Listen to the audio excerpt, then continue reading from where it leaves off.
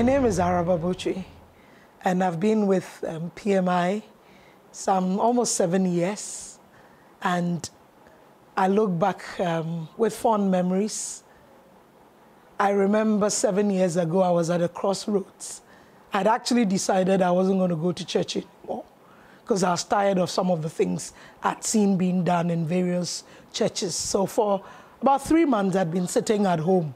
Then a friend, whom I call a brother, Mike John Sampson, told me of PMI and said, you go, give them a month. If you don't like it, you can stop.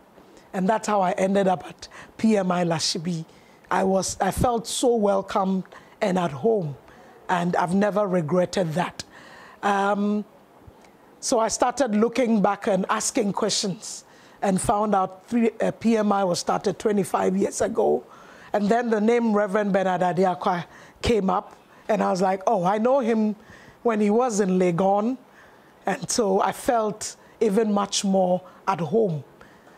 PMI for me has been a place of nurturing. And I've seen my spiritual life grow from one level to the other, especially in the area of praise and worship. Being given responsibility to lead the choir is something that changed my life because I had to study, at least to show myself approved.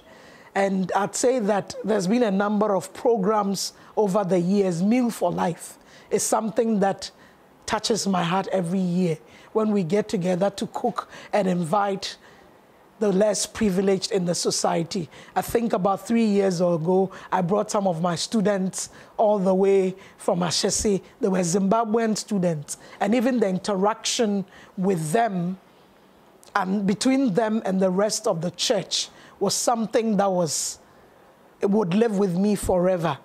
You know, there's so many things I can say about PMI.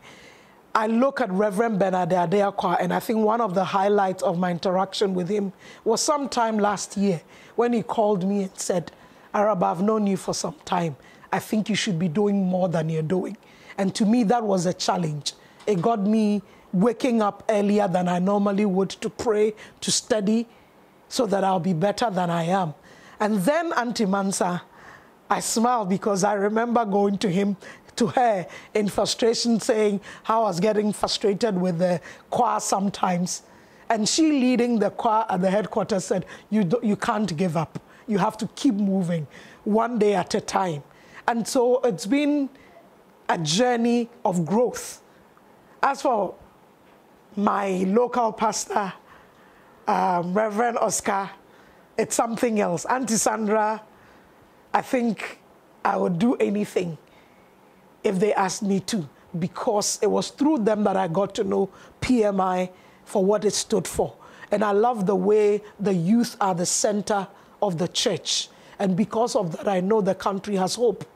I grew up in Chokomamprobi, so that's another point for me where there's a lot of nostalgia. Growing up, going to the Tuesday market. Now, each time I go to the headquarters, I remember that I came from here, and today something good has been established here. So there's so much I can say about PMI, but I just say thanks to God for 25 years of impact. It's not just 25 years, but positive impact. I remember Pastor Bernard talking about a foundation or a program to set up scholarships for needy students, tertiary, and I think about all the things that have been going on, and I know that in the next 25 years, the church is going to explode. The youth will take over the nation, and Ghana will be the better for it. Happy anniversary, PMI. God bless us all.